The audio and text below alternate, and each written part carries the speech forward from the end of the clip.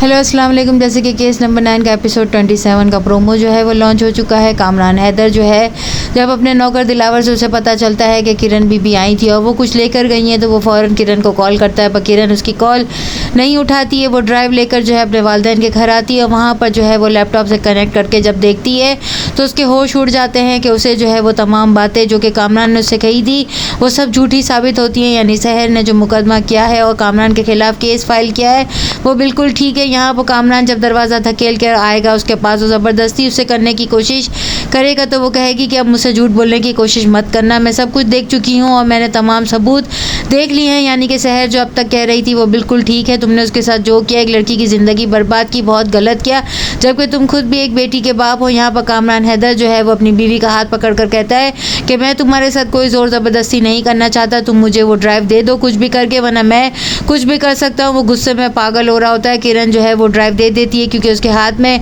उसकी बच्ची होती है। वो ये ड्राइव लेकर समंदर के किनारे जाकर पत्थर से तोड़ फोड़ कर जो है उसे समंदर में बहा देगा। हैदर शायद मुतमईन हो गया है कि उसने वो ड्राइव ज़ाया कर दी है। हो सकता है किरण के पास कोई दूसरा सबूत भी है या वो रिकॉर्ड कर चुकी है, तभी वो इत्मीनान से जो है उसे दे देती है। वो दिल ही दिल में सोचती है कि उसने कामरान पे भरोसा करके बहुत गलत किया। यहाँ तक कि वो ये भी सोचने पर मजबूर हो जाती है कि उसने जो है सिर्फ दोस्ती के रिश्ते को ख़त्म कर दिया, बल्कि मियाँ बीवी का रिश्ता भी उनका ख़त्म हो गया और सहर फयाज की ज़िंदगी उसने बर्बाद करके रख दी। अभी भी जो है वो होश में नहीं आया है। वो इंस्पेक्टर शफीक को कॉल करके कहते हैं कि कोई ना कोई तो ऐसा हल होगा जो हम जो है बैठकर हल कर सकते हैं, ले दे के मामला सॉर्ट आउट कर सकते हैं।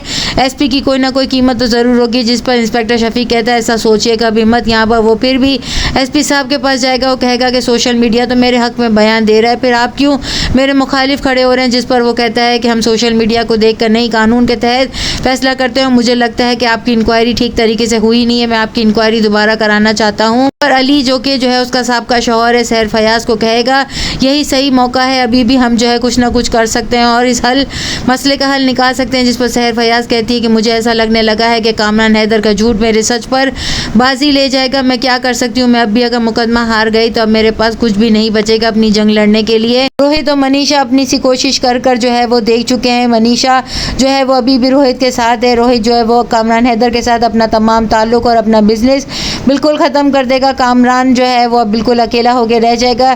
किरण ही वो वाहिद सहारा है जो कि सहर के लिए और रोहित को बचाने का ज़रिया बन सकती है। वो कामरान हैदर के ख़िलाफ़ अगर बयान देगी तो कामरान हैदर को सज़ा भी मिलेगी और सहर अपना केस जीत जाएगी। यहाँ नेक्स्ट एपिसोड में और क्या दिखाया जाएगा।